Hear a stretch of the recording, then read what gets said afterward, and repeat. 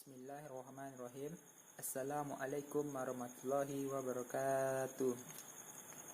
Perkenalkan, nama saya Bima Frianto dari kelas 2F dengan NIM 120 50 51 46 56 dengan mata kuliah Dasar Telekomunikasi. Baiklah, saya akan menjelaskan sedikit mengenai sistem komunikasi seluler. Yang dimaksud sistem komunikasi seluler adalah alat telekomunikasi yang digunakan untuk memberikan jasa telekomunikasi bagi pelanggan bergerak. Disebut sistem seluler karena daerah layanannya dibagi-bagi menjadi daerah yang kecil-kecil yang disebut dengan sel.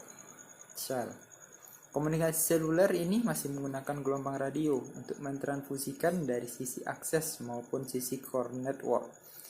Di pedesaan masih menggunakan radio, sedangkan di perkotaan sudah menggunakan sistem fiber optik untuk mentransfusikan datanya. Kenapa masih menggunakan seluler? Karena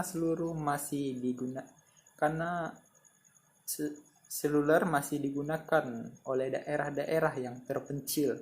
Jadi, di beberapa daerah di Indonesia masih menggunakan seluler untuk menangani komunikasi mereka.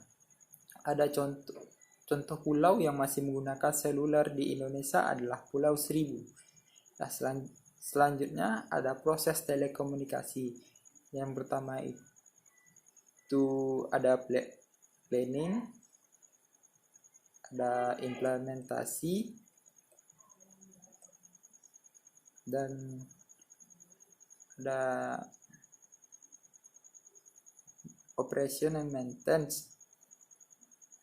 Baiklah, saya akan menjelaskan mengenai planning.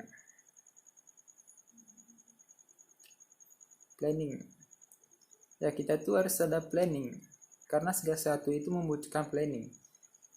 Setelah rencananya sudah matang, barulah selanjutnya kita melakukan, yaitu namanya implementasi. Implementasi ini biasanya dibangun oleh sipil, mechanical, electrical yang akan membangun jaringan-jaringan yang akan diimplementasikan. Bila sistemnya sudah jadi, barulah kita menjalankan sistemnya, yaitu operation and maintenance. Bila kita menemukan kekurangan, kita dapat menganalisa di bagian optimization. Di sini terdapat project optimization. Dalam melakukan project ada 5 tim, yakni ada RF Planner, OSS Engineer, River Test Engineer, Rigger, Optimization Engineer, Architect.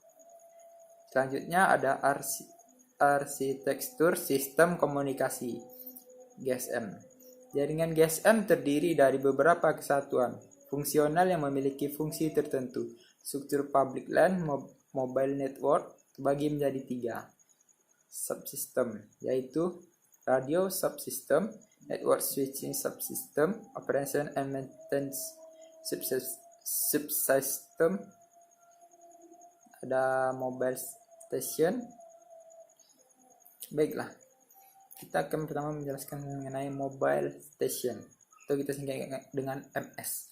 MS merupakan peralatan bergerak yang digunakan untuk mengakses layanan telekomunikasi PLN GSM. MS terdiri dari smart card yang disebut SIM card and mobile equipment. Oke, selanjutnya ada subscriber identity module, atau yang kita singkat dengan SIM. Tiap pelanggan yang bergerak memiliki SIM card pribadi yang diselipkan ke telepon. SIM card merupakan tiket untuk mengakses jaringan PLMN. SIM card harus ada dalam mobile station untuk mengakses jaringan PLMN, baik digunakan untuk menerima atau melakukan panggilan. Base Transceiver Station atau BTS. Tiap sel memiliki satu base transceiver station, atau yang kita singkat dengan BTS, yang menjamin komunikasi radio antar mobile station dalam sel dan mobile station dengan jaringan tetap BSTN. Fungsi utama dari BTS adalah menjaga dan memonitor koneksi ke mobile station dalam satu sel. Selanjutnya ada Base Station Control atau yang kita sebut dengan BSC. BSC merupakan penghubung antara sejumlah BTS dan NSS. BSC juga mengubah 13 kbps voice channel yang digunakan radio link ke standar 64 kbps. Channel yang digunakan oleh PSTN. Tugas BSC diantaranya meliputi manajemen radio resius dan frekuensi, distribusi space, data, dan signaling data dari NSS ke BTS. Mobile Service Switching Center atau yang kita singkat dengan MSC. MSC memiliki seluruh fungsi penting dalam switching komunikasi pada seluruh mobile station dalam MSC area. Fungsi utama MSC adalah untuk mengkoordinasikan pembentukan call setup antara mobile station MSGSM dengan MSGSM atau user PSTN. Kode Division Multipath Access adalah teknologi berbasis spektrum yang mengizinkan banyak user menempati kanal radio yang sama. Diterapkan pada sistem IS95JSTD008 dan sebagainya. Dalam sistem CDMA, tiap user menggunakan kode unik yang berbeda satu sama lain dan cross korelasi antar kode sangat kecil.